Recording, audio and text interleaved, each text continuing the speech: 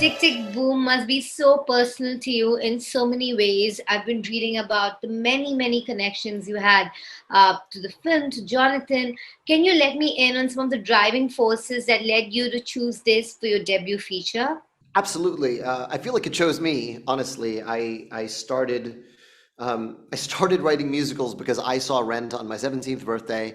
I was in the last row of the mezzanine of the Nederlander Theater, and I had never felt so connected to a musical before. It felt homemade. It felt truly contemporary. It was the most diverse cast I'd ever seen on Broadway, and the songs spoke to me, and it was the show that made me go from a musical fan to thinking I could maybe write one day. And then the same thing happened 5 years later when I saw the off-Broadway production of Tick Tick Boom in the fall of 2001. Now I'm a senior in college, I'm studying theater, and here's an earlier message from Jonathan Larson, and it's semi-autobiographical, and it's even more specifically about what I'm about to go through as a songwriter. I'm about to move to New York.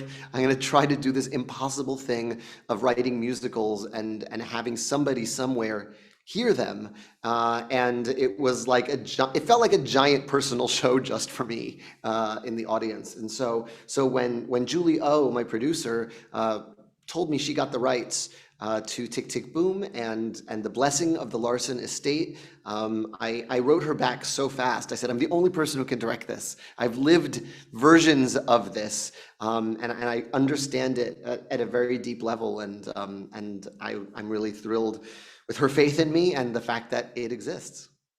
It's so deeply personal to every writer, I must say. And, it got me thinking this is a musical about a musical that's about writing a musical. The meta-ness kind of blows my mind. There's so many layers. How did you grapple with that? Well, I think that honestly, that was what was exciting to me about it. It didn't feel like your standard bio musical where you see someone write their masterpiece and you go, wow, that person is so amazing. They wrote a masterpiece. This is a show about Jonathan Larson spending his 20s writing a show that no one wants to see, a show that remains unproduced to this day, and picking himself up off the floor and starting the next one. He hasn't started Rent. He still has to climb that mountain at the end of this film. And there's something so hopeful about that. Obviously, there's a poignancy in the fact that he was so worried about turning 30, but he never reached 40. And that Tick Tick Boom, Superbia, Rent, and a couple of other things are the only shows we have of him. But honestly, making this was a labor of joy and love to go to the Library of Congress and listen to unheard Jonathan Larson music. And the fact that our movie says score by Jonathan Larson in the closing credits because we were able to fill every frame with music that he wrote was really exciting and a joyous journey of discovery.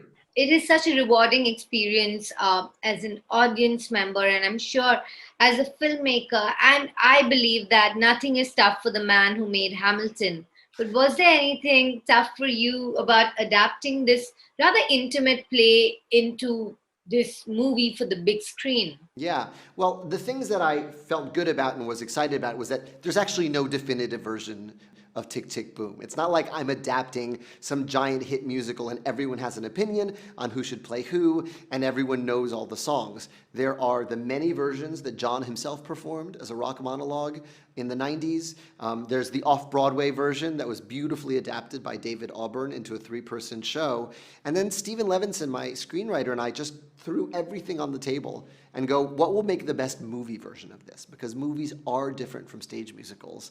And we assembled it like you would assemble a musical score. And it was so exciting to put that together. And honestly, my idea from the moment I heard Tick Tick Boom, the movie in my head was, the moment his hands touch the piano, we are in the world according to Jonathan Larson. And that's a great place to be because Jonathan Larson can turn a boring brunch waiter shift into the most magnificent musical number you've ever seen in your life. He can take a rap song and where he's totally ambivalent about the state of Broadway in the late 80s, and we can turn that into the greatest 1990 hip hop video you've never seen.